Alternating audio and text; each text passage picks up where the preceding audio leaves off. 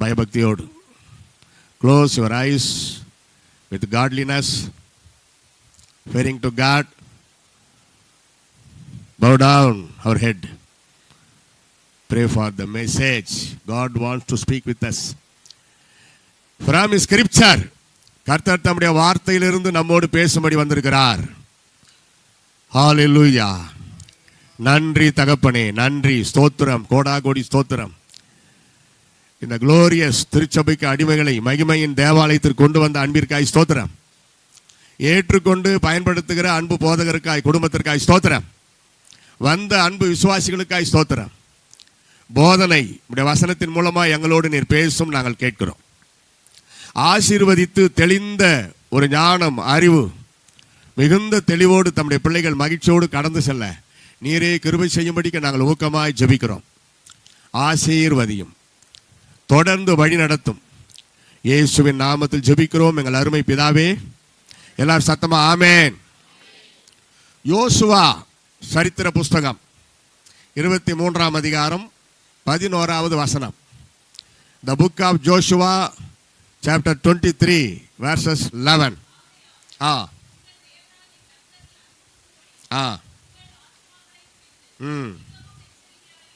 அருமை. ஆத்துமாக்களை குறித்து எச்சரிக்கையா இருங்கள். எல்லாருக்கும் சொல்றாரு, அதனால ஆத்துமாக்களைன்னு சொல்றாரு. ஆனா ஒவ்வொருத்தருக்குள்ள இருக்கிறது ஒரு ஆத்மா, ஒரு சரீரம், ஒரு ஆத்மா, ஒரு ஆவி. திரித்துவத்தை எல்லாத்திலும் ஒரு திரித்தம் உண்டு. ஆண்டவரிடத்திலிருந்து பார்க்கணும்னா பிதா, குமாரன், பரிசுத்த ஆவி.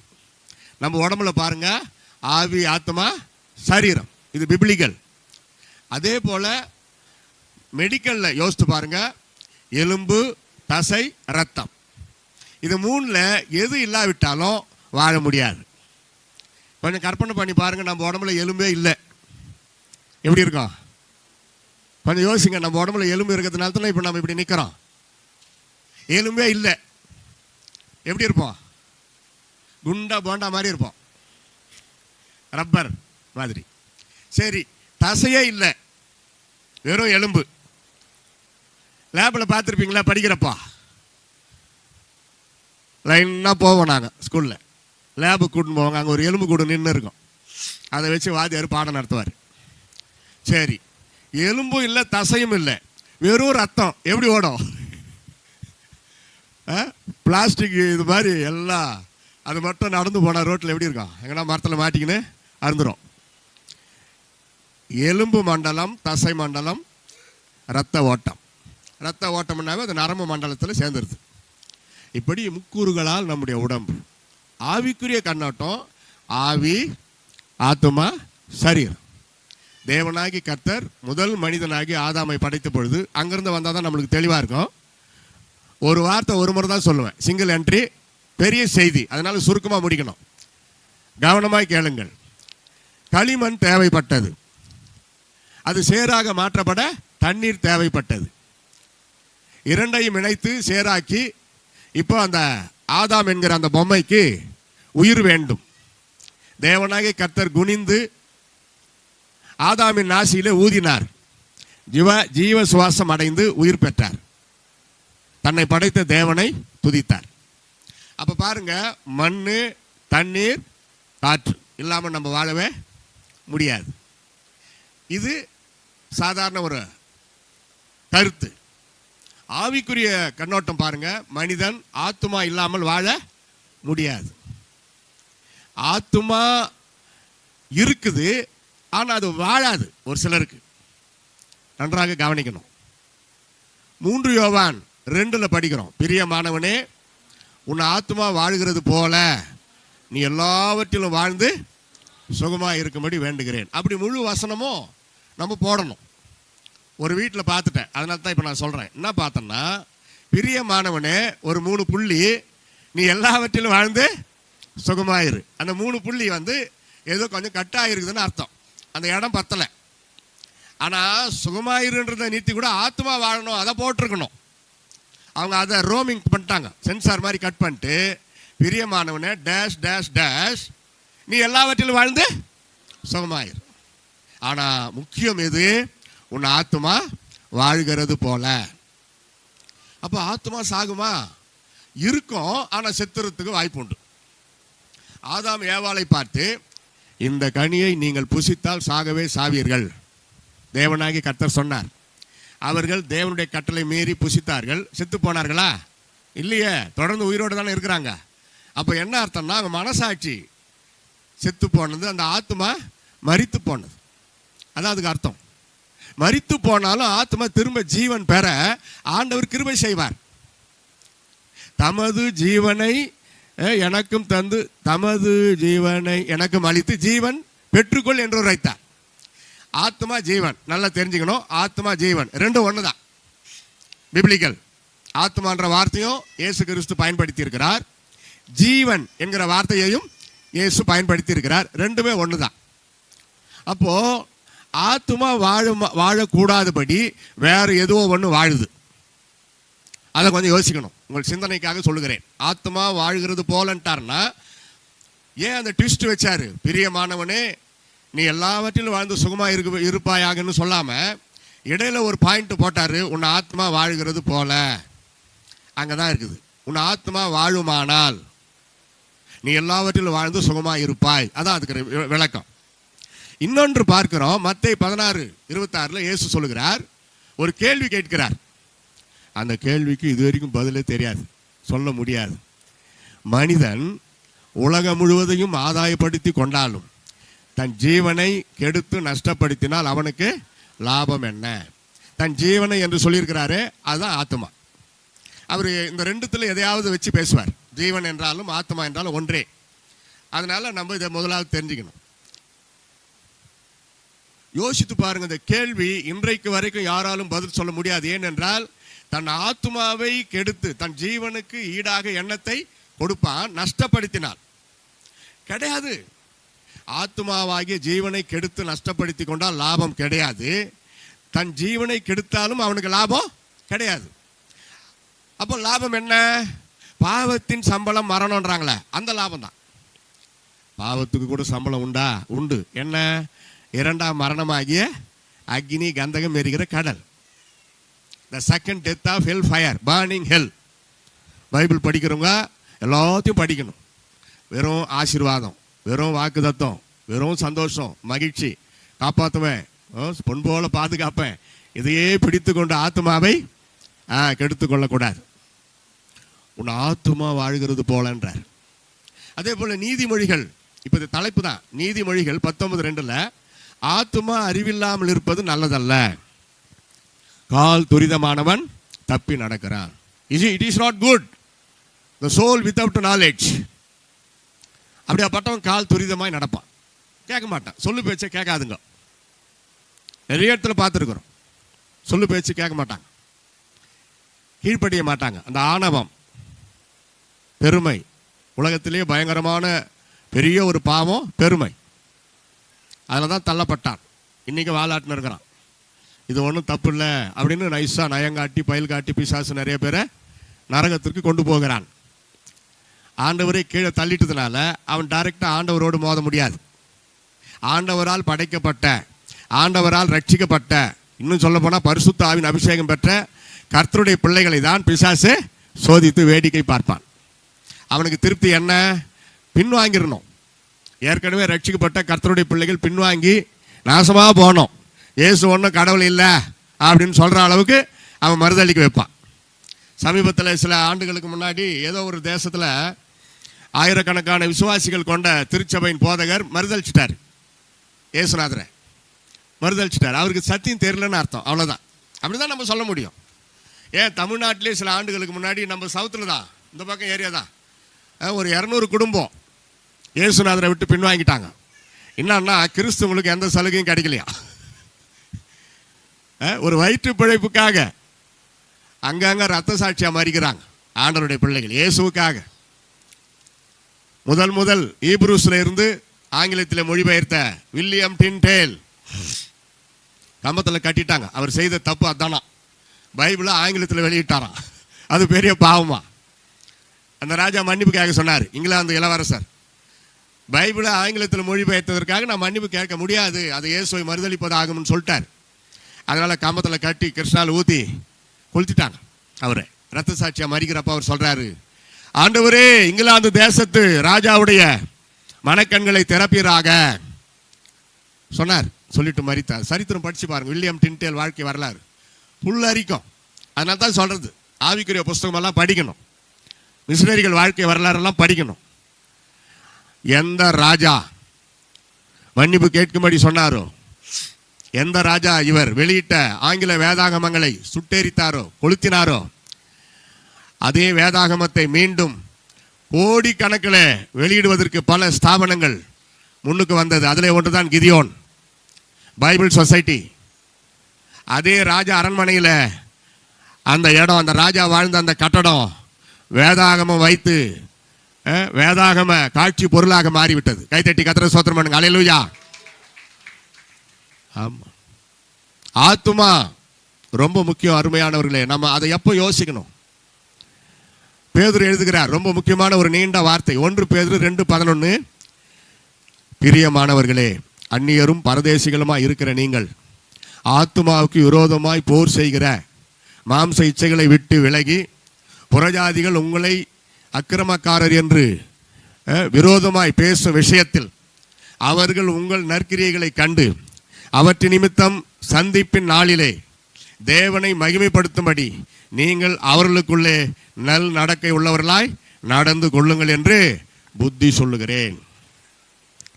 புத்தி சொல்லுகிறேன்னாவே சிலருக்கு பிடிக்காது. நீ என்னத்த புத்தி சொல்றதுன்னு வாங்க. பவுலும் புத்தி சொல்றார், பேதுரும் புத்தி சொல்றார். புத்திமதியை ஏற்றுக்கொள்ளுகிறவன் அறிவை கண்டடைகிறான். புத்திமதி என்றாலே சிலருக்கு பிடிக்காது. அதான் ஆணவ பேய், அது ஒரு பிசாசு. தெரியாதவங்களுக்கு தெரிஞ்சவங்க சொல்றதுல தப்பா? அப்படி வேண்டாம். இப்படி இப்போ வெளிநாட்டுக்கு போகிறோம், தமிழ்நாட்டில் இருந்து வெளிநாட்டுக்கு போகிறோம். தமிழ்நாட்டு சில காரியங்கள் அங்கே ஒத்து வராது. அது நாடே வேற. அவங்க சொல்லுவாங்க, அந்த நாட்டு விசுவாசிகள் அல்லது அந்த நாட்டு போதகர், ஐயா அங்கே தமிழ்நாட்டில் எப்படி தெரியாது சபையின் காரியம், இங்கே இப்படி தான் வாங்க. அப்போ அப்படிங்களா ஐயா, சரி நாங்கள் அதை கடைப்பிடிக்கிறோம். அப்படி கடைப்பிடிக்கணும், கற்றுக்கொள்ளணும். ஒரு பாஸ்டர் போயிருக்கிறாரு, அடுத்த ஃப்ளைட்டில் திருப்பி அனுப்பிட்டாங்க. தண்ணீரோடு சொன்னார், போன மாதம் நாங்கள் போயிருந்தோம் வட இந்தியாவுக்கு. அங்கே ஒரு பாஸ்டர் ரொம்ப அழகு, 65,000 ரூபாய்க்கு மேலே செலவாகிட்டு வந்து உக்காந்துக்கிறேன். ஐயா ஒரு வாரம் வீட்டை விட்டு நான் வெளியே போகல. என்னன்னா எல்லாம் கரெக்டு, அங்கே என்கொயரியில் இமிக்ரேஷனில் தாறுமாறாக மாற்றி மாற்றி பேசியிருக்கிறாங்க. தப்பு தப்பா போல்டாக தெளிவாக உண்மையை சொல்லணும். அவங்க என்ன பண்ணாங்க, இவங்க தாறுமாறாக பேசுறதுனால யாரும் தெரில, இவங்க வந்து தீவிரவாதி போலக்குதுன்னு சொல்லி ஒரு கோடு போட்டு இது பண்ணி அனுப்பிவிட்ருவாங்க. அவ்வளோதான். அடுத்த ஃப்ளைட்டு, அந்த அடுத்த ஃப்ளைட்டுக்கு சொந்தமாக பணத்தை கட்டி தான் வரணும். இந்தியா பணத்தை அவங்க மலேசியா பணமாக்கி இவங்க அக்கௌண்ட்டில் இருந்து அவங்க எடுத்துக்கிட்டு தான் ரிட்டர்ன் டிக்கெட்டு கொடுத்து அனுப்புவாங்க. அடுத்த மாதம் வரப்போகிற ரிட்டர்ன் டிக்கெட்டு கேன்சல், அது பணம் கிடைக்காது. அப்போ சட்ட திட்டம் தெரிஞ்சு வைத்திருக்க வேண்டும். நாட்டுக்கு நாடு போவதற்கே சட்ட திட்டங்கள் இருக்கிறதே. பரலோகம் ஒரு தனி நாடு. இப்போதான் அலையிலே சொல்லணும். தூங்குறவங்கெல்லாம் ஒரு அலையில் சொல்லுங்க, அலையில். பரலோகம் ஒரு தனி நாடு, அதை நீ நாடு. அதுக்கு போறதுக்கு எவ்வளவு சட்டத்திட்டம் இருக்குது. பாவம் செய்து கொண்டு முடியுமா? கர்த்தருடைய வார்த்தைக்கு புறம்பா வாழ்ந்து கொண்டு பரலோகம் போயிட முடியுமா? பரிதாபப்பட்டு அழுதுட்டா விட்டுருவாரா? இங்கதான் அழுதாவது சாதிக்க முடியும், அங்க முடியாது. அழுதாவது சாதிப்பாங்க பாத்தீங்களா? இங்க பரலோகம் போறதுக்கு அழுது சாதிக்க முடியாது. உன் பாவங்களுக்காக அழுதுதான் சாதிக்கணும். அதை விட்டு விடுகிறவனோ இரக்கம் பெறுவான். அறிக்கிடுகிறது பெருசல்ல. எத்தனை வருஷம் விழுந்து விழுந்து ஓடுவேன். ஒருத்தர் சொன்னாரு, நான் குடிக்கிறதே விட்டுட்டேன். என்னைக்குல இருந்த? நேத்துல இருந்து. பெரிய சாதனை. நான் ரகசிய பாவம், அந்தரங்க பாவம் நான் விட்டுட்டேன். எப்போ? 4 நாளைக்கு முன்னாடி. அப்ப திருப்பி 4 நாளைக்கு அப்புறம் செய்யதான் போறான். ஒரு கிரிப்பு வேணும். நரகத்தை பற்றி ஒரு பயம் வேணும். பரலோகத்தை பற்றி ஒரு ஆர்வம் வேணும். அப்படியே பட்டவங்க தான் ரட்சிக்கப்பட்டவங்கன்னு அர்த்தம். தான் தோன்றி தனமா கேர்லெஸ்ஸா என்ன பாவ அறிக்கை பண்ணா மன்னிக்க போறாரு ஆண்டவர். ஏதோ அவரு காவல்காரன், ஏதோ வேலைக்கார மாதிரி நினைப்பு. We are failed to watch another side of God. Our God is a loving God. Okay. But he is also consuming fire. Today's Savior Jesus, tomorrow is coming as a king, judge. வாழ்க்கைக்கு கணக்கு கொடு. உட்காந்து கொடுக்க முடியுமா? ஓடி போய் நரகத்தில் விழுந்துருவாங்க. அவர் உட்காந்து தீர்ப்பாட்டா கணக்கு கேட்டு இருக்க மாட்டார். அந்த மனசாட்சி தகுதி இல்லாத ஒருவனை இழுத்து கொண்டு போய் பரலோகத்தில் நிற்க வைத்தாலும் அவன் பாவம் அவன் கண்ணு முன்னாடி வந்து நிற்கிறதுனால என்னை விடுங்க, நான் ஓடி போய் நரகத்தில் விழுந்துருவேன்னு ஓடி போய் விழுந்துருவான். இதான் நியாய தீர்ப்பு. கோடிக்கணக்கான மக்களை சேர்ல உட்காந்து ஒத்தனையாக கூப்பிட்டு விசாரித்து கொண்டு இருக்க மாட்டார். அவங்களுக்கு அங்கங்கே செட் பண்ணிட்டு இருப்பார். நியாய தீர்ப்புக்கு மட்டும் தப்பவே முடியாதுன்றார். உங்கள் தேவனாகிய கர்த்தரிடத்தில் அன்பு கூறும்படி, அதான் முதல்ல உன்னை முழு பலத்தோடு, முழு ஆத்மாவோடு, முழு அன்போடு அன்பு கூறணும் உன் தேவனாகிய கர்த்தரிடத்தில். அதுக்கு ஆத்துமா தான் முக்கியம். ஆத்துமா அறிவில்லாமல் இருப்பது நல்லதல்ல. கால் துரிதமானவன் தப்பி நடக்கிறான். அவசரம். நேற்று நான் சொன்னேன், வராதவங்க தெரிஞ்சுங்க. கொஞ்சம் பொறுமையா இல்லாத போயிட்டாயா, இந்த கோபத்தை கண்ட்ரோல் பண்ணாத போயிட்டாயா, அதான் பெரிய கோபாக்கிணையாய். பொறுமை இல்லாட்டி எவ்வளோ பிரச்சனை பாருங்க. அவசரப்பட்டு நிறைய பேர் ஆசீர்வாதத்தை இழந்த வரலாறு நமக்கே தெரியும். நம்ம வாழ்க்கையை கூட அப்படி இருந்திருக்க வாய்ப்பு இருக்குது. இயேசு கிறிஸ்து அவசரப்படவில்லை, ஆனால் தீவிரமாய் பிதாவின் சித்தத்தை நிறைவேற்றினார். நீண்ட ஒரு வசனத்தை படிச்சோம் பார்த்தீங்களா? உங்கள் ஆத்துமாவுக்கு விரோதமாய் போர் செய்கிற மாம்ச இச்சைகள். அப்போ யோவான் 3:2 படி உன் ஆத்துமா வாழக்கூடாதபடி கெடுத்து நாசமாக்கி வேற எதுவோ ஒன்று வாழுது. அது என்ன? ஒரு கேள்விக்குறி. இங்க ஆத்மாவுக்கு விரோதமாக போர் செய்கிற மாம்ச இச்சைகள், அது என்ன? அதுவும் இதுவும் ஒன்னே தான். அது என்ன பார்த்துடலாமா? ஒரு அலசல். லூக்கா 16:19 படிக்கலாம். Water please.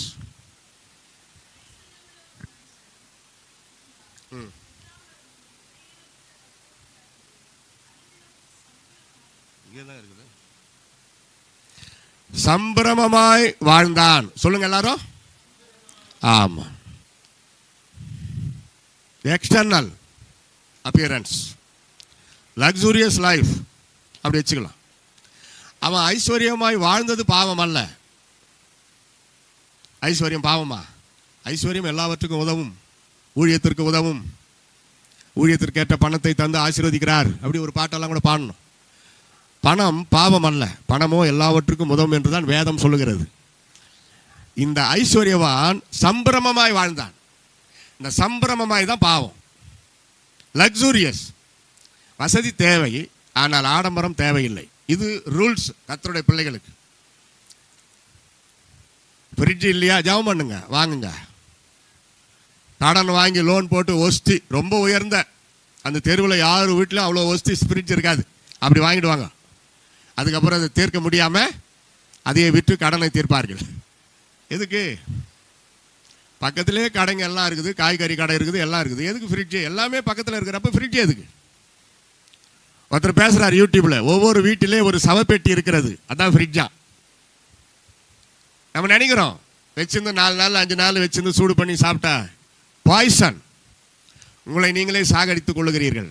ஒரு நாள் 2 நாள் அவ்வளோதான் ஃப்ரிட்ஜுக்கு மரியாதை. வச்சு எல்லாத்தையும் பூட்டிட்டு ஊருக்கு போய் சுற்றின்னு வந்து 10-15 நாள் கழிச்சு வந்து அதில் இருக்கிறத எடுத்து சூடு பண்ணி சாப்பிட்டு செத்து போயிட மரணம் தான். ஆரம்ப காலத்தில் நாங்கள்லாம் கிராமத்தில் பிறந்த வளர்ந்தோம். எந்த ஃப்ரிட்ஜு தேவைப்பட்டா கட்டி கூட மதிப்பு மரியாதைக்காக வாங்கி வச்சிடறோம். நாங்கள்லாம் சிறு பிள்ளைகளாக இருக்கிறப்ப நடந்து போய் காய்கறி எல்லாம் வாங்கிட்டு வந்து அன்னன்னைக்கோ இல்லை 3 நாளைக்கு ஒரு முறையோ வச்சிருந்து காய்கறிகள் ஒன்றும் உடனே கெட்டு போயிடாது. யோசித்து பாருங்க. சொல்கிறேன் பொதுவான காரியம். வாங்குங்க. கர்த்தர் கொடுத்தால், கர்த்தரை ஆசீர்வதித்தால், கடன் வாங்கி தேவனுடைய நாமத்தை தூஷிக்காதே. நீதிமொழிகள் 30:7-8-9 குறிச்சிங்க. நான் திருடி, பசியின் கொடுமை தாங்க முடியாமல் நான் திருடி தேவனுடைய நாமத்தை வீணிலே வழங்காத படிக்கும். ஐஸ்வர்யனாவதனால் நான் என் தேவனை மறுதளிக்காதபடி என் படியை அளந்து என்னை போஷி தரலும். எனக்கு ஐஸ்வர்யமும் வேண்டாம், தரித்திரமும் வேண்டான்றார். அழகான ஒரு ஜபம் தான், பிரேயர் தான் அது. ஞானி பண்றார். ஆகூர் என்ற ஒரு தேவ மனிதர் அந்த நீதிமொழி எழுதியிருக்கிறாரு. 30ஆம் அதிகாரத்தில் பார்க்கிறோம். திருடன் தன் பசியை ஆற்றிக்கொள்ள திருடினால் ஜனங்கள் அவனை இகழ மாட்டார்கள் இருக்குது. அப்படி பார்த்தா கூட அது தப்பு இல்லை. ஆனா இதனால தேவனுடைய நாம மகிமைப்படுமா? திருடி சாப்பிடணுமாடா சொல்லுவாங்களா இல்லையா? உழைத்து சாப்பிடு, ஏன் பிச்சை எடுக்கிற? திருடி ஏன் சாப்பிட்ற கேட்பாங்க. பாருங்க வாசனம். நான் பரிபூர்ணம் அடைகிறதுனால் மறுதளித்து கர்த்தர் யார் என்று சொல்லாத படிக்கும், தரித்திரப்படுகிறதுனால் திருடி என் தேவனுடைய நாமத்தை வீணிலே வழங்காத படிக்கும், என் படியை எனக்கு அளந்து என்னை போஷி தரலும். பவுல் எழுதுகிறார், ஒருவன் வேலை செய்யாவிட்டால் அவன் சாப்பிடவும் கூடாது. இதை கடைபிடிக்க முடியுமா? அப்ப என்ன அர்த்தம்? வேலை செய்யாதவங்களுக்கு பசி எடுக்காதா? எடுக்கும். அப்படி சொல்லி தப்பிக்க முடியுமா? வேலை செய்யி, எதையாவது செய்யி. திருவள்ளுவர் சொன்னார், தெய்வத்தான் ஆகாதெனினும் முயற்சி தன் மெய்வருந்த கூலி தரும். அப்படின்னா என்ன அர்த்தம்னா, கடவுளாலே முடியா காட்டி கூட நீ உழைத்து சம்பாதிச்சு சாப்பிடு. அப்படின்னா என்ன அர்த்தம்னா, கடவுளால முடியாதுன்னு அர்த்தம் இல்லை. நீ உன் உழைப்புல கவனமா இரு, சோம்பேறியா இராது. சோம்பேறியே நீ எருமினிடத்தில் போய் கற்றுக்கொள். எல்லாம் நிறைய இருக்குது. நல்ல அருமையான அறிவுரைகள் பரிசுத்த வேதத்தில் இருக்கிறது. அப்படின்னா சம்பிரமமான ஒரு வாழ்க்கை. அவருடைய முடிவு பார்த்தீங்கன்னா அதே 16:23, பாதாளத்தில் அவன் தன் கண்களை ஏறெடுத்தான். அப்போ என்ன, சுருக்கமாக சொல்ல போனா என்ன தெரியுங்களா? ஐஸ்வர்யவானாக வாழ்ந்தது பெரிதல்ல, பாவமும் அல்ல. அவன் பாதாளத்தில் வேதனைப்படுறப்ப கதறுகிற அந்த கதறல்ல அவன் யூஸ் பண்ற ஒரு வார்த்தை, எனக்கு 5 சகோதரர் உண்டு, அவர்களுக்கு புத்தி சொல்ல லாசருவை அனுப்புங்கள். அவன் போய் புத்தி சொன்னால் அவர்கள் மனம் திரும்புவார்கள். மனம் திரும்புவார்கள். அப்ப இவன் மனம் திரும்பவில்லை. மனம் திரும்பினால்தான் பரலோகம், அந்த மோட்சம். பழைய ஏற்பாட்டில் கூட மனம் திரும்புதலுக்கு ஒழுங்கு வைத்திருந்தார். இப்போ கவனிங்க, இங்க பாருங்க. தன் பாவங்களை மறைக்கிறவன் வாழ்வடைய மாட்டான், அவைகளை அறிக்கை செய்து விட்டு விடுகிறவன் இரக்கம் பெறுவான். இந்த வார்த்தை பழைய ஏற்பாடா புதிய ஏற்பாடா? பழைய ஏற்பாடு. அப்ப இயேசு இல்லாத அந்த காலகட்டத்தில் எப்படி பாவ மன்னிப்பு? அறிக்கையிட்டு விட்டு விடுகிறவனோ இரக்கம் பெறுவான். எப்படி? தேவனிடத்துல. அப்ப யாரு கண்ட்ரோல்? தேவன், யெகோவா தேவன். அவரிடத்துல பலியிட கூட ஒன்றும் இல்லை. ஆரம்ப காலம் தான் பலியின் காலம், நியாயப்பிரமாண காலம், பலியின் காலம். அது பழைய ஏற்பாட்டிலே பாதியில் முடிஞ்சிருச்சு. பலியிடப்படுகிறது நீக்கப்பட்டு விட்டது. அப்போ மனசாட்சியை பார்க்கிறார். உன் பாவத்திற்காக நீ மனம் வருந்தி அழுது மன்னிப்பு கேளு. தாவீது ராஜா காலகட்டத்தில் பாவ மன்னிப்புக்கு பலி கிடையாது, ஆண்டவர் எடுத்துட்டாரு. வேற காரியத்துக்கு பலியிடலாம், ஸ்தோத்திர பலி. அப்போ நாத்தான் தீர்க்கதரிசி தாவீதின் பாவத்தை உணர்த்தி காட்டின போது தாவீது பலியிட்டு பாவ மன்னிப்பு கேட்கவில்லை, முட்டி போட்டு அழறார், தேவனே என் பாவத்தை மன்னியும். அதான் உண்மையான மனம் திரும்புதல். அதுக்கு பிறகு அவர் அந்த மாதிரி பாவத்தில் தலையிடவே இல்லை. அந்த ஒரு பாவத்தினுடைய பலனே அவர் பாவம் கடைசி வரைக்கும் மன்னித்தார். தேவனாகி கர்த்தர் மன்னித்தார். ஆனாலும் அதன் விளைவு பாருங்க. பிள்ளைகளை கண்டிக்க முடியலையே. டேய் பசங்களை அந்த மாதிரி தப்பு செய்யாதீங்கடான்றாரு, நீ யோகியமா கேட்கறான் பையன். இப்போ அதுக்கு பதில் சொல்ல முடியல பாருங்க. தாவீது அங்கதான் அவர் மனநோயாளி ஆனார். கடைசியில் படுத்த படுக்கை ஆகி தான் அவர் செத்தார். இவர் பெற்றெடுத்த பசங்களை சொந்த அப்பாவை பார்த்து, நீ யோகியமா, நீ ஒழுங்கா இருந்தியா, நீ பண்ண பாவம் தானே எங்களை சுத்திக்கு சென்றான். ஆனா நரகம் அவங்கவுங்க பண்ற பாவத்துக்கு தான். அது தெரிஞ்சுங்க. எங்க அப்பா அம்மா பண்ண பாவத்துக்கு எனக்கு கிடையாது நரகம், அவங்கவுங்களுக்கு தான் நியாய தீர்ப்பு. அவனவன் தன் தன் பாரத்தை சுமப்பானே. இயேசு சொல்லுகிறார், அவனவன் கிரியைக்கு நான் அளிக்கும் பலன் என்னோடு கூட வருகிறது. அப்பா அம்மா பார்த்து நீங்க ஏதோ தப்பு பண்ணீங்க, நீ உங்களால் தான் எனக்கு இப்படியா, அது இன்னும் பாவத்தை நீங்க அதிகமாக்குறீங்கன்னு அர்த்தம். அவனவன் அவனவன் தன்னைத்தானே சோதித்து பார்க்க கடவன். ஒரு சிலர் அவங்களே சோதிக்க மாட்டாங்க, மற்றவங்களே சோதிப்பாங்க. அது பயங்கரமான தப்பு. அது ஆண்டவருடைய வேலை. மனிதனை சோதிக்க ஆண்டவருக்கு மட்டுமே உரிமை உண்டு, மற்றவர்களுக்கு கிடையாது. அப்ப அவனுடைய நிலைமை பாருங்க. பாதாளத்தில் அவன் கண்களை லூக்கா 16:23 பாதாளத்தில் அவன் வேதனைப்பட்டான். He tormented in burning hell pit. எப்படி பரலோகம் போறதுக்கு முன்னாடி பரதீசில இளைப்பாறுகிறோமோ, நரகத்துக்கு போறதுக்கு முன்னாடி பாதாளம். அதே தான், பாதாளம் நரகம் ஒரே டார்மெண்ட், ஒரே வேதனை தான். அடுத்து யோபு 9:4 ஆத்துமா வாழக்கூடாதபடி வேற ஏதோ ஒன்று வாழுது. அது என்ன பார்த்துடலாமா? யோபு 9:4 கடினப்படுத்தி வாழ்ந்தவன் யார்? அவர் இருதயத்தில் ஞானம் உள்ளவர், பலத்தில் பராக்கிரமம் உள்ளவர், அவருக்கு விரோதமாக தன்னை கடினப்படுத்தி வாழ்ந்தவன் யார்? கொஸ்டின். யாரும் இல்லை. அப்படி வாழ்ந்தாலும் நரகம் தான் அவங்க வாழ்க்கை முடிவு. கடினப்படுத்தி வாழ்ந்தவங்க இருக்கிறாங்க, நல்லவங்க எவ்வளோ பேர் போயிட்டாங்களா? பாவிகளும் துன்மார்க்கரும் ஏன் உலகத்தில் வச்சிருக்கிறார் ஆண்டவர்னா, நியாய தீர்ப்பு நாளுக்காக வைத்திருக்கிறார். பரிசுத்தவான்களை, நீதிமான்களை, பக்தர்களை ஏன் எடுத்துக்கொள்கிறார்? தீங்கு வருவதற்குள் நீதிமான் எடுத்துக்கொள்ளப்படுகிறான். தெளிவு இருக்குது. கர்த்தருடைய பிள்ளைகள் வாலிப பருவத்தில் மரித்து விட்டால் இன்னும் கொஞ்சம் வருஷம் ஆண்டவர் ஆயுசினால கூட்டி கொடுத்துருக்கலாம். என்னமோ ஆண்டவர் தப்பு பண்ணிட்ட மாதிரி இவர் தான் அதை சரி பண்ணுறாராம். அப்படி இல்லை. ஆண்டவருடைய அனந்த ஞானத்தை யாராலும் எடை போடவே முடியாது. நம்முடைய குருவி மூளைக்கு அதெல்லாம் எட்டாது. பக்தர்கள், பரிசுத்தவான்கள், கர்த்தருடைய பிள்ளைகள் ஒரு தப்பும் செய்யாமல் பக்தியாக வாழ்ந்தவங்க பட்டுன்னு போயிடுறாங்கன்னா அவங்க ஏதோ தப்பு செய்தாங்க, பாவம் செய்தாங்க அப்படின்லாம் அர்த்தம். ஆண்டவர் எடுத்துக்கொண்டார். அல்லேலூயா சொல்லுங்க. ஆமாம், அப்போஸ்தலரில் படிக்கிறோம். பேதுருவை சிறைச்சாலையில் இருந்து அவ்வளோ அருமையாக தட்டி எழுப்பி அழைத்து கொண்டு வந்த தேவதூதன், பேதுருவை காப்பாற்றின ஆண்டவர். அதே அதிகாரம் ஆரம்பத்தில் பார்த்தீங்கன்னா யாக்கோபை ஏரோது பட்டயத்தாலே வெட்டினான். பேதுருவை காப்பாற்றின ஆண்டவர் ஏன் யாக்கோபை காப்பாற்றி இருக்கலாமே என்று நீங்கள் நினைக்கிறான். எல்லாருமே சேம் ஏஜ் தான். அப்படி நாம் கேட்க கூடாது. என்ன சொல்லணும்? யாக்கோபின் ஊழிய ஓட்டம் அதோடு முடிவடைகிறது. காயின் ஆபேலை கொன்று போட்டான். அந்த காலகட்டத்தில் ஜனத்தொகையே கிடையாது. கொன்று போடாம பாதுகாத்து இருக்கலாமே, ஆண்டவர் காப்பாற்றி இருக்கலாமே கேட்கலாம். இல்லை, ஆபேல் எப்போ பலியிட்டாரோ அந்த பலியை ஆண்டவர் ஏற்றுக்கொண்டார். ஆபேலின் வாழ்க்கை அதோடு முடிந்தது. கொன்று போட்டவன் மேல் தான் பழி. அப்படி நம்ம ஏற்றுக்கொள்ளணும். தேவன் தம்முடைய பிள்ளைகளுக்கு சகலமும் நன்மைக்கு ஏதுவாகவே நடத்துகிறார். எல்லாம் நன்மைக்கு என்று ஏற்றுக்கொள்ள வேண்டும், முறுமுறுக்கவே கூடாது. அப்போ ஆத்மா வாழக்கூடாதபடி முதலாவது சம்பிரமமான வாழ்க்கை அது வேண்டான்றார். சிம்பிளாக வாழ்ந்துட்டு பரலோகத்துக்கு போய் சேர், மீதியை ஆண்டவருக்கு கொடுத்துருங்க. அப்படின்னா என்னத்தான்?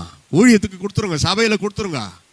அது பாஸ்டருக்கு தெரியும் என்ன செய்யலாம். அதை ஆண்டவர் நாம மகிமைக்காக அதை பயன்படுத்துவாங்க. ரெண்டாவது, கடினப்படுத்தாதே. ஹீப்ரூஸ் 3:15 உங்கள் இருதயத்தை கடினப்படுத்தாதீர்கள். அப்படியே ஸ்ட்ராங்கா மன்னிக்க மாட்டாங்க. இவங்க தான் உலக ரட்சகர் நினைப்பு. நீங்கள் அடுத்தவரை மன்னிக்காவிட்டால் நீங்கள் மன்னிப்பை பெற முடியாது. நான் தயாளனா இருக்கையில் நீ வன்கண்ணனா இருக்கலாமா கேட்கிறார் ஆண்டவர். நான் மன்னித்தேனே உன்னை, நீ மன்னிக்க கூடாதா உன் அயலானை கேட்பார். மன்னிச்சிரு. நீ சாகர வரைக்கும் அல்லது இயேசு வருகை வரை மன்னித்து கொண்டே இரு. யார் உனக்கு துரோகம் பண்ணினாலும், யார் உன்னை கேவலமாய் பேசினாலும், நிந்தித்தாலும், அபாண்டமா பழி போட்டாலும் மன்னித்து கொண்டே இரு. உன் இருதயம் லகுவாகவே இருக்க வேண்டுமே தவிர கடினப்பட்டு போய்விடவே கூடாது. பழையத்தை கலாரி பேசி கொண்டிருக்க கூடாது. அந்தந்த நாள் புது சிருஷ்டியாக நாம் வாழ வேண்டும்.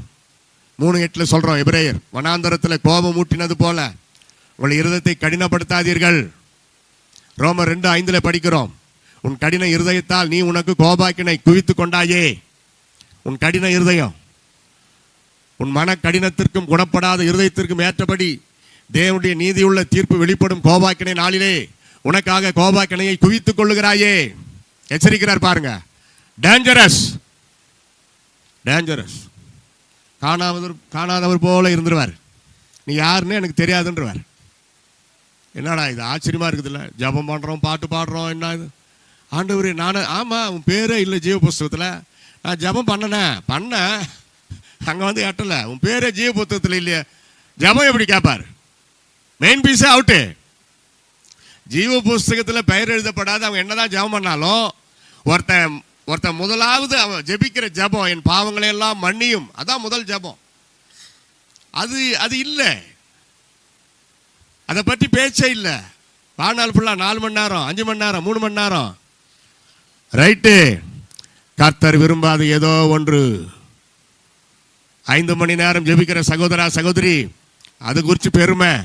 ஆண்டவர் சொல்றாரு, அவ்வளோ நேரம் ஜெபிக்கிறியே, நான் விரும்பாத இந்த காரியம் உங்ககிட்ட இருக்கிறது, அதை விட்டுட்டா தான் நீ பரலோகம் வர முடியும். யூதா 1:15 படிக்கிறோம், பாவிகள் பேசின கடின வார்த்தைகள் எல்லாவற்றின் நிமித்தமும் அவர்களுக்கு தண்டனை காத்திருக்கிறது, நியாயம் தீர்க்க கர்த்தர் வருகிறார் அப்படின்னு பார்க்கணும்.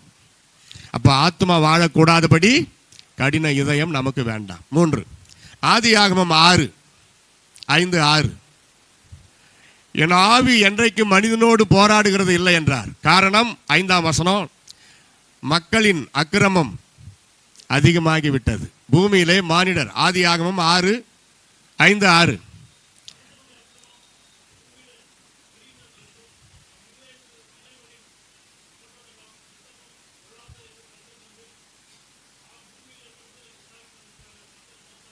போதும். விசனமா இருந்தது பாருங்க. 1ஆம் அதிகாரத்தில் நல்லது என்று கண்டார், 6ஆம் அதிகாரத்தில் மனஸ்தாபப்பட்டார். மற்ற கிரியைகளை பற்றி அல்ல, மனிதனுக்காக. மனிதனை படைத்தது நல்லது என்று 1ஆம் அதிகாரத்தில் சொன்ன ஆண்டவர், ஐயா அடுத்த புஸ்தகம் கூட இல்லையா, அதே ஆதியாகமோ இடையில ஒரு 5 அதிகாரம் தான், 1 விட்டுரு 6 விட்டுரு, இடையில அப்போ 4 தான் வரும். அதுக்குள்ள ஆண்டவருக்கு எவ்வளோ மனஸ்தாபத்தை உண்டாக்கிட்டாங்க பாரு. காரணம் என்ன? அக்கிரமம் அதிகமாகிவிட்டது. அக்கிரமக்காரரை என்னை விட்டு அகன்று போங்கள் என்று இயேசு தான் சொல்றாரு. பார்த்தீங்களா, அன்புள்ள இயேசு தான் சொல்றாரு. அப்போ என்ன அக்கிரமம்? கிரமம் தவறினாலே அக்கிரமம். நான் என்ன அப்படியாப்பட்ட அக்கிரமம் பண்ணிட்டேன்னு வாங்களே. அக்கிரமம் என்றால் ஏதோ பெரிய பாவம், கொலை, வெறி, விபச்சாரம், வேசித்தனம், அப்படி இல்லை. கிரமம் தவறினாலே, ஒழுங்கு மீறினாலே, கிரமம் தவறினாலே அதுக்கு பேர் தான் அக்கிரமம். அப்படி வச்சு யோசித்து பாருங்க. எசேக்கியேல் 7:13 தன் அக்கிரமத்தில் வாழ்கிற எவனும் தன்னை தீட்டுப்படுத்தான். அக்கிரம வாழ்க்கை. என்னாகும் 15:31 அவன் கர்த்தரின் வார்த்தையை அசட்டை பண்ணி அவர் கற்பனை மீறினபடியால் அவன் ஆத்துமா அறுப்புண்டு போக வேண்டும், அவன் அக்கிரமம் அவன் மேல் இருக்கும்.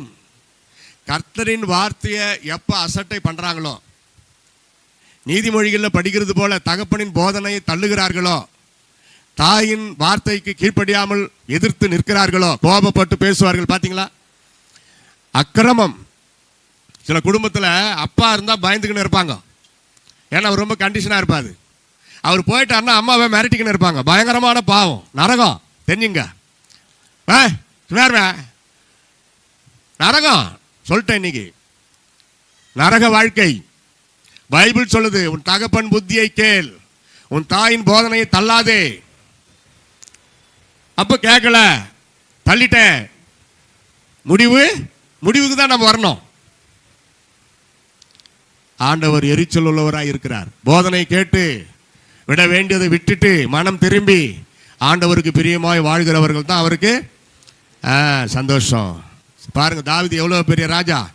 நான் ராஜா, நான் எதுக்கு அப்படி கேட்கணும்னு நினைக்காம 25:11 சங்கீதம், கர்த்தாவே என் அக்கிரமம் பெரியது, உமது நாமத்து நிமித்தம் அதை மன்னி தருளோன்றார். எவ்வளோ சின்ன பையன் மாதிரி தாழ்த்தி ஒரு மன்னிப்பு கேட்கிறார். பார்த்தீங்களா, கர்த்தாவே என் அக்கிரமம் பெரியது சொல்றீங்களா? எப்பன்னா நான் என்ன அப்படி பண்ணிட்டேன். ஒரு அம்மாவுக்கு ஜெபமானு சொல்லி முட்டி போட்டாங்க, அவங்களுக்கு நிறைய பிரச்சனை. அம்மா அங்கே குறை பாவத்தை அறிக்கை இடுங்க ஐயா, இடுங்கம்மா, உங்கள் பாவங்கள் எல்லாம் அறிக்கை இடுங்க, நான் ஜெபம் பண்ணுறேன்னு. நான் என்னத்தான் பாவம் பண்ணிட்டேன்? அந்த அம்மா கேட்குது என்னையே, நான் என்னத்தான் அப்படி பாவம் பண்ணிட்டேன்? எனக்கு ஜெபம் பண்ணிட்டு போங்க யாருன்னா, என்ன பாவத்தை அறிக்கிடுன்னு சொல்கிறிய அப்படின்ட்டாங்க. நானும் ஜெபம் பண்ணிட்டு வந்துட்டேன், அவ்வளோதான். ஏன்னா ஆப்ரேஷன் இருந்தால் தான் சுகம் கிடைக்கும். ஆப்ரேஷன் இல்லைன்னா அது அப்படியே தான் கெடுக்கும். அது மட்டும் ஒத்துக்க மாட்டான். உலகத்தில் நான் ஒரு பாவி அப்படின்னு ஒத்துக்கிறவங்க கொஞ்சம் பேர் தானா. நான் ஒரு முட்டாளுன்னு கூட ஒத்துக்குவானா மனுஷன். ஆனால் நான் ஒரு பாவி என்று எவன் தன்னை பாவி என்றும் தான் தகுதியற்றவன், ஆண்டவர் இப்படியெல்லாம் நமக்காக செஞ்சதை, அவர் இப்படியெல்லாம் நமக்காக அற்புதம் பண்ணி ரட்சித்து பரலோகத்தில் கொண்டு போவோம், நிர்பந்தமா கட்டாயமா கிடையாது. அவருடைய கிருபை, அவர் நம்ம மேல் வைத்த கிருபை. அல்லேலூயா. முடிச்சிடலாம். 1 தீமோத்தேயு 5:6 சுகபோகமாய் வாழ்கிற வாழ்க்கை ஆத்துமாவை சாகடிக்கும். 2 பேதுரு 2:12-13. நான் அதை இப்போ தமிழில் சொல்லிடுறேன், முடிக்கலாம். எனக்கு முடிக்க மனமின்றி முடிக்கிறேன். ஐயா சொன்னார் முடிஞ்சு 5 நிமிஷம் அதிகமாகிடுச்சு. இப்போ தான் பார்த்தேன். நான் மெய் மறந்து போய் நான் இப்போ தான் வாட்சி பார்த்துட்டேன், கடிகாரம். சரி, இப்போ கவனிங்க. 2 பேதுரு 2:12-13 இன்றைய தமிழில் இருங்க, நான் சொல்கிறேன். இன்றைய தமிழில் அது நீங்கள் ஃபாலோ பண்ணுங்க. நீங்கள் வசனம் ஒன்றா போடுங்கம்மா, அப்படியே பைபிளில் இருக்கிறத நான் சொல்கிறது தான் அங்கே வரும். மிருக ஜீவன் போன்ற வாழ்க்கை. 2 பேதுரு 2:12-13. தூஷிக்கிறவர்கள், சீர்கேடு கெட்டவர்கள், அநியாய கூலி வாங்குகிறவர்கள், சிற்றின்ப வாழ்க்கை, கரைபடிந்த வாழ்க்கை, இலட்சை என்கிற அருவருப்பு, வஞ்சனை, விபச்சார மயக்கம், பாவ கண்கள், தந்திரம், பொருளாசை, இவர்களுக்கு கடைசி வசனம் காரிருளே வைக்கப்பட்டிருக்கிறது. காரிருள் கடைசி வசனம் பார்த்தீங்களா? 13. இவர்களுக்கு என்றென்றைக்கும் போயிட்டுங்க கடைசி வரைக்கும்ல, இவர்களுக்கு என்றென்றும் காரிருள் வைக்கப்பட்டிருக்கிறதுன்னு முடியும். அந்த கண்டினியூவேஷன் இன்னும் தள்ளி போகுதுன்னு நினைக்கிறேன். 14, 15, 16 வரைக்கும் போயிடும் பழகுது. 17 முடிக்கிறார். இப்படியா பட்டவங்களுக்கு என்ன இருக்குதா? காரிருள், என்றென்றைக்கும் உள்ள காரிருளை இவர்களுக்கு வைக்கப்பட்டிருக்கிறது. இதை மாற்ற முடியுமா? இந்த வசனத்தை மாற்ற முடியுமா? இந்த இந்த லிஸ்ட்ல நம்ம இருக்கிறோமா பாருங்க, வெளியே வந்துருங்க. நேற்று ஒரு லிஸ்ட் சொன்னேன், அதுக்கு உள்ள வந்துருங்க. நல்ல காரியமெல்லாம் இன்றைக்கு பாருங்க. இந்த லிஸ்ட்ல நம்ம இருக்கக்கூடாது. இந்த லிஸ்ட் நமக்கு வேண்டாம். இப்படியாப்பட்ட மோசமான கம்பெனியில் போய் நீங்க மாட்டிக்கிட்டு வேதனைப்படக்கூடாது. ஒரு பாவத்துக்காக இந்த குரூப்ல போய் மாட்டிக்கொள்ளக்கூடாது. யோசித்து பாருங்கள். ரட்சிக்கப்பட்டேன், கர்த்தருடைய பிள்ளைதான், க்ளோரி சர்ச், க்ளோரியஸ் சர்ச், அங்க விசுவாசி, ரைட்டு. இந்த விசுவாசி நரகத்துக்கு போனால் அதற்கு பிரசங்கம் பண்ணின நானோ இத்திருச்சபை நடத்துகிற போதகரோ பொறுப்பல்ல. அவங்கவுங்க பரலோகம் போய் சேர வேண்டியது அவங்கவுங்களுக்கு பொறுப்பு. ஞாயிற்றுக்கிழமை போதிப்பார், மற்ற நாள் நீங்கள் எப்படி இருக்கிறன்னு விசாரிக்க முடியாது. அவங்கவுங்க உன் வாழ்க்கை உன் கையில் இருக்கிறது. உன் பரிசுத்தத்தை பொறுத்து தான் உன்னுடைய வாழ்க்கை. நீ பரலோகம் போகிறாயா இல்லையா என்று அவங்கவுங்களுக்கு தான் தெரியும். எனவே ஆத்துமா குறித்து எச்சரிக்கையாய் இருப்போம், வாழுங்கள். அதற்கு ஒரே ஒரு வழி, தேவனாகிய கர்த்தரிடத்தில் உண்மையான அன்பு. என்னிடத்தில் அன்பு கூறுகிறேன் என்று சொல்லியும் என் கட்டளைகளை மீறினால் அவன் பொய்யன். சகோதரனிடத்தில் அன்பு கூறுகிறேன் என்று சொல்லி இயேசுவின் கட்டளை மீறினால் அவன் பொய்யன். யோசித்து பாருங்கள், நாம் இதில் உண்மையா இருக்கிறோமா? இந்த போதனை நிருபங்கள் அனைத்தும் விசுவாசிகளுக்கு, திருச்சபைகளுக்கு தான். தன்னைத்தானே யோசித்து தன்னைத்தானே சோதித்து பார்க்க கடவன் என்றார். தன்னைத்தானே சோதித்து பார்க்க கடவன். ஒவ்வொருவனும் self examination. How is my life? How is my family life? How is my personal life? How is my life put upon my God? எல்லாவற்றை காட்டிலும் என் ஆண்டவரை நான் உயிருக்கு உயிராக நேசிக்கிறேனா? அப்படி என்றால் நான் அவருடைய கட்டளைகளை கடைபிடிக்கிறேனா? அப்படி ஏமி நிற்கலாமா? ஒரு சிறு ஜெபம் பண்ணலாம். ஸ்தோத்திரம் ஆண்டவரே, ஸ்தோத்திரம் ஸ்தோத்திரம் ஸ்தோத்திரம் ஸ்தோத்திரம் ஸ்தோத்திரம்.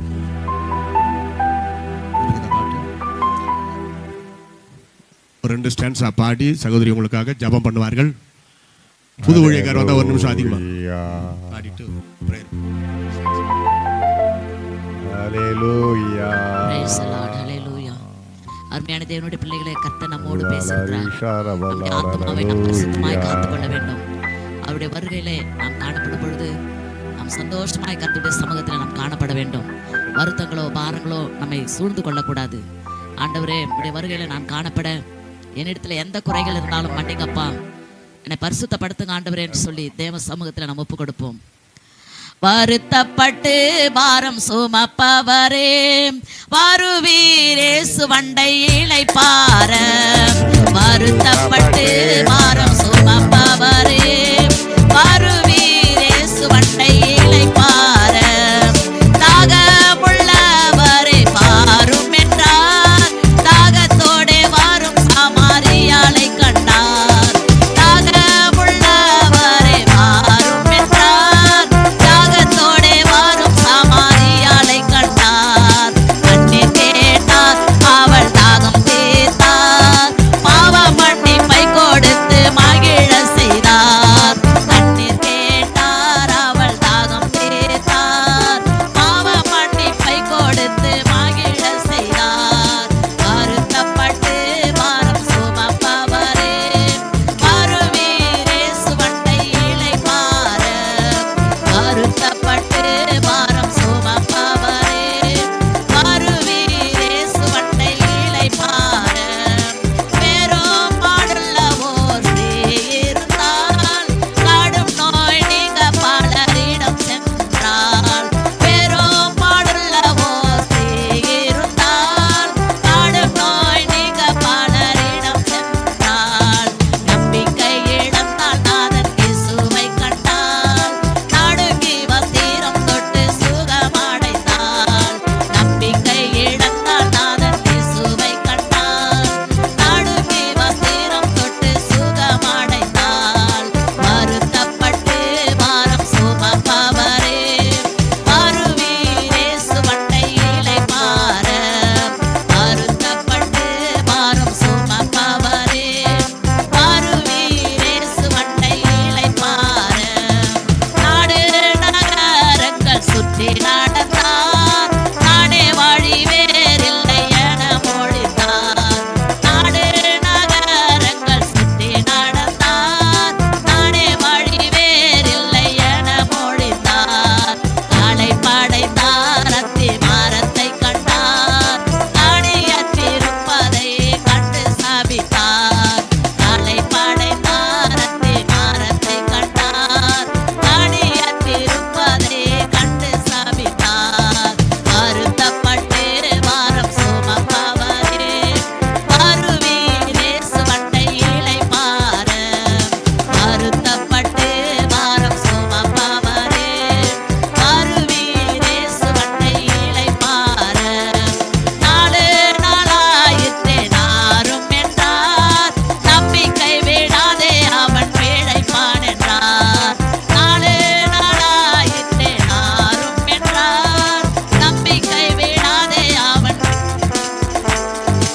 அவளைப்பட்டார், இயேசு கண்ணீர் விட்டார், மரித்தவன் உயிர்த்தே எழ செய்தார்.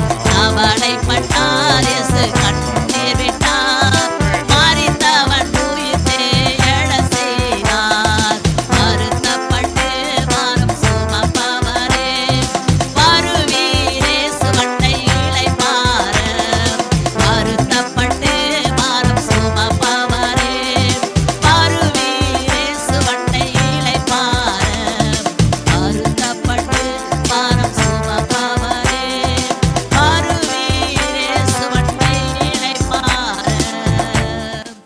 நன்றி ஆண்டவரே, நன்றியோடு மை துதிக்கிறோம், மை ஸ்தோத்திரிக்கிறோம், மை ஸ்தோத்திரிக்கிறோம், மை துதிக்கிறோம் அப்பா. தர்மையான இந்த மத்தியான வேலைக்காய் உமக்கு நன்றி செலுத்துகிறோம். இந்த நாளிலே கர்த்தர் நீர் எங்களோடு இடைப்பட்டதற்காய் நன்றி ஆண்டவரே. ஆண்டவரே, இந்த ஆராதனை துவக்கம் முதல் முடிவு பரியந்தமாய் பரிசுத்த ஆவியானவர் நீர் ஆண்டு கொண்டபடினாலே உமக்கு நன்றி அப்பா. ஆண்டவரே, நாங்கள் உம்மை ஆராதிக்க, உம்மை துதிக்க, உம்மை ஸ்தோத்திரிக்க உமக்கு நன்றி செலுத்த, உம்முடைய பாடல்களை பாடி உம்முடைய நாமத்தை மகிமைப்படுத்த, ஆண்டவரே சங்கீத பாகங்களை தியானிக்க, ஆண்டவரே செய்தியை கேட்க, ஆண்டவரே உமக்கு நன்றி அப்பா. உமக்கு நன்றி, நீர் கொடுத்த நல்ல சாக்கியத்திற்காய் நன்றியோடு உம்மை துதிக்கிறோம். ஆமாண்டவரே, இதுல பங்கு கொண்ட ஒவ்வொரு பிள்ளைகளையும் இயேசுவின் நாமத்தில் நாங்கள் மனதார வாழ்த்தி ஆசீர்வதிக்கிறோப்பா. வருத்தத்தோடு, துன்பத்தோடு, கஷ்டத்தோடு, வேதனையோடு, துக்கத்தோடு வந்திருக்கிற நம்முடைய பிள்ளைகளை இப்பொழுதே தொடுவீராக இயேசுவின் நாமத்தில். ஒவ்வொரு பெண்ணை நல்ல சுகம், பலன், ஆரோக்கியம் உண்டாகட்டும் ஆண்டவரே. என்னென்ன காரியங்களுக்காக அவர்கள் ஜெபித்தார்களோ, என்னென்ன காரியங்களை ஆண்டவரை நினைத்தவர்கள் வந்தார்களோ, ஒவ்வொருடைய காரியங்களை கர்த்தர் நிறைவேற்ற வேண்டுமா நாங்கள் ஜெபிக்கிற ஐயா உமக்கு நன்றி. நாங்கள் உண்மை உள்ளவர்களாய் ஆண்டவரே எங்கள் ஆத்துமாக்களை ஆண்டவரே நாங்கள் அப்பா இயேசுவை பாதுகாத்துக் கொள்ள எங்கள் ஆத்துமாக்களை ஆண்டவரே அப்பா ஒரு காலம் நாங்கள் ஆண்டவரை இடறி போகாதபடி ஆண்டவரே எங்கள் ஆத்துமாவில் ஒரு விசேஷித்த ஆண்டவரே கிருபை தந்த ஆண்டவரே ஆத்துமா வாழ்வது போல நாங்கள் எல்லாவற்றிலும் வாழ்ந்து சுகமாயிருக்க கர்த்தர் ஒவ்வொருவருக்கும் அனுக்கிரகம் செய்ய வேண்டுமா நாங்கள் ஜெபிக்கிறோம். நாங்கள் உண்மையும் உத்தமமாய் உமக்காக வாழ ஆண்டவரே உம்முடைய நாமத்தை மகிமைப்படுத்த அநேக ஆத்துமாக்களை நாங்கள் ஆதாயப்படுத்த எங்களுக்கு ஒவ்வொருவருக்கும் கிருபை செய்வீராக. ஆசீர்வதிங்கப்பா. உம்முடைய சத்தியத்தை கேட்ட எங்கள் ஒவ்வொருவரையும் நீர் அப்படியாய் நிலைநிறுத்த வேண்டுமா ஜெபிக்கிறோம். ஆண்டவரே இந்த இடத்துல சபையை நடத்துகிற அருமையான பாஸ்டரையா பாஸ்டர்மா ஆண்டவருடைய பிள்ளைகள் பேர பிள்ளைகள் எல்லாரும் கரத்துல நாங்கள் ஒப்பு கொடுக்கிறோம். ஆண்டவரே இந்த இடத்துல எந்த நோக்கத்தோடு பிள்ளைகளை வைத்திருக்கிறீர்களோ அந்த நோக்கத்தை கர்த்தர் நிறைவேற்ற வேண்டுமா ஜெபிக்கிறோம். ஆண்டவரே நல்ல சுகம் பலன் ஆரோக்கியத்தை உடைய பிள்ளைகளுக்கு நீர் கட்டளையிட வேண்டுமா ஜெபிக்கிறோம். அவர்களை கொண்டு கர்த்தர் பெரிய காரியங்களை செய்வீராக. இசை வாசித்த பிள்ளைகளை ஆசீர்வதிங்கப்பா. பாடின பிள்ளைகளை ஆசீர்வதிங்க. ஆராதித்த பிள்ளைகளை ஆசீர்வதிங்க. ஆண்டவரே உமக்கு நன்றி. உடைய சத்தியத்தை அறிவித்த உடைய மகனை ஆசீர்வதிங்க. ஆண்டவரே சங்கீத பாகத்தை நடத்தின மகளை ஆசீர்வதிப்பீராக. ஆண்டவரே உடைய கரம் ஒவ்வொருவரோடு இருக்க வேண்டுமா ஜெபிக்கிறோம். உடைய நாம மாத்திரம் எங்கள் மூலமாய் மகிமைப்பட வேண்டுமா ஜெபிக்கிறோம். எங்களை தாழ்த்துகிறோம், ஒப்பு கொடுக்கிறோம். நீங்க பொறுப்பெடுத்துக் கொள்ளுங்க, நடத்துங்க. இயேசுவின் நாமத்தில் ஜெபிக்கிறோம் பிதாவே. ஆமென். எல்லாரும் ஆண்டவரை ஸ்தோத்திரம் பண்ணுவோம். ஸ்தோத்திரம் ஸ்தோத்திரம். அருமையான நாளை ஆண்டவர் ஆசீர்வதித்து கொடுத்தபடியினால் எல்லாரையும் ஆண்டவரை ஸ்தோத்திரம் பண்ணுவோம். நன்றி ஆண்டவரே. ஹல்லேலூயா. அருமையான பால் மலரடிகள் குடும்பத்தை நம்மத்திலே ஆண்டவர் கொண்டு வந்தார். ஹல்லேலூயா. கர்த்தர் ஹல்லேலூயா. அவர்களுக்கு வேண்டி நாம் ஆண்டவரை ஸ்தோத்திரம் பண்ணுவோம். எல்லாரும் கரங்களை உயர்த்தி ஆண்டவரை இடத்திலே ஹல்லேலூயா நன்றி சொல்லுவோம். ஹல்லேலூயா. அவர்கள் கடந்து செல்லுகிற பாதைகளில், பிரயாணம் பண்ணுகிற பாதைகளில் ஹல்லேலூயா அநேக தேசங்களிலே அவர்கள் கடந்து போகிறார்கள். கடந்து போகிற இடங்களில் எல்லாம் பரிசுத்த ஆவியானவர் கூட இருக்கும்படியாய் எல்லாரும் ஆண்டவரை ஸ்தோத்திரம் பண்ணுவோம். நன்றி ஆண்டவரை துதிக்கிறோம் துதிக்கிறோம். அவருடைய தேவைகளை கதை சந்திக்கணும், அற்புதங்கள் நடக்கணும். ஹல்லேலூயா. குடும்பத்தை ஆசீர்வதிக்கணும் ஆண்டவரே. ஹல்லேலூயா. Praise the lord. பரிசுத்த ஆவியானவருடைய ஒத்தாசை நம்முடைய பிள்ளைகளோடு கூட இருக்கும்படியாய் எல்லாரும் ஆண்டவரை ஸ்தோத்திரம் பண்ணுவோம். ஸ்தோத்திரம் ஸ்தோத்திரம் ஸ்தோத்திரம். ஜெபிப்போம். அன்பின் பிதாவே உம்மை துதிக்கிறோம் ஆண்டவரே. ஆசீர்வதிக்கப்பட்ட அந்த அருமையான நாளுக்காக வேண்டி ஸ்தோத்திரிக்கிறோம். நாளிலும் கூட அருமையான ஆண்டவரே ஸ்தோத்திர ஊழியக்கார குடும்பத்தை எங்கள் மத்தியிலே கர்த்தர் கூட்டி வந்தீர் ஆண்டவரே. உம்மை துதிக்கிறோம் ஆண்டவரே. ஹல்லேலூயா. அருமையான சகோதரர் பால் மலரடிகள் மரியான் பால் ஹல்லேலூயா. இன்னும் ஆண்டவரே மகிமையின் தாசருடைய ஹல்லேலூயா மனைவி பிள்ளைகளை உம்முடைய கர்த்தர் ஒப்பு கொடுக்கிறோம் ஐயா. உம்முடைய பிள்ளைகளை குடும்பமா இந்த இடத்துல கூட்டி வந்து நீர் உம்முடைய பிள்ளைகளை வர்த்திக்கப்படும்படியா ஜெபிக்கிறோம். உம்முடைய பிள்ளைகள் கடந்து போகிற இடங்களிலே கர்த்தருடைய கரம் இருக்கட்டும் ஆண்டவரே. அவருடைய பிரயாணங்களில் எல்லாம் கூட இருப்பீராக. தேவைகளை கதை சந்திக்கணும், அற்புதங்கள் நடக்கணும். ஊழிய பாதைகளில் அநேக ஆத்துமக்களுக்கு ஆதாயப்படுத்துகிற பிள்ளைகளாய் காணும்படியாய் கர்த்தர் உதவி செய்யும் ஆண்டவரே. ஸ்தோத்திரம். உம்முடைய பிள்ளைகளை நன்மையினால் நிரப்புவீராக. ஆளிலும் கூட எங்கள் மத்தியில் கடந்து வந்த பிள்ளைகளுக்காக வேண்டி ஜெபிக்கிறோம். புதிதாய் கடந்து வந்த பிள்ளைகளுக்காக வேண்டி ஜெபிக்கிறோம். உம்முடைய பிள்ளைகளை ஆசீர்வதிப்பீராக. தெய்வீக நன்மையினால் நிரப்புவீராக. வியாதி பலவீனமாய் இருக்கிறவங்களை பரிசுத்த ஆவியானவர் தொட்டு குணப்படுத்துவீராக.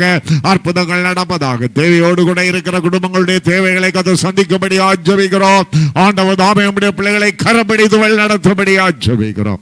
அற்புதங்கள் நடப்பதாக, அதிசயங்கள் நடப்பதாக. ஊழியங்களை உம்முடைய சமூகத்தில் ஒப்பு கொடுக்கிறோம். தாழ்த்துகிறோம். ஆவியானவர் பொறுப்படுத்திக் கொள்ளணும். துதி கனம் மகிமை எல்லாம் இயேசுவின் நாமத்தில் ஜெபிக்கிறேன் பிதாவே. ஓ தேவனுக்கு மகிமை. தூக்கி எடுத்தா என்னை தூக்கி எடுத்தா இயேசு. தாம் கரத்தை நீட்டி ரட்சித்தாரே. ஓ தேவனுக்கு மகிமை. இயேசுவை மேன்மேலும் நேசிக்கிறேன். காரையில் நான் நின்று அவரை என்றென்றும் வாழ்த்துவேன். நான் நின்று அவரை என்றென்றும் வாழ்த்துவேன். நம்முடைய கர்த்தராகிய இயேசு கிறிஸ்துவின் கிருபையும் பிதாவாகிய தேவனுடைய அன்பும் பரிசுத்த ஆவியானவருடைய அந்யோன்ய ஐக்கியம் என்றும் சதா காலங்கள் நம் அனைவரோடும் கூட இருப்பதாக. ஆமென். அல்லேலூயா. அல்லேலூயா.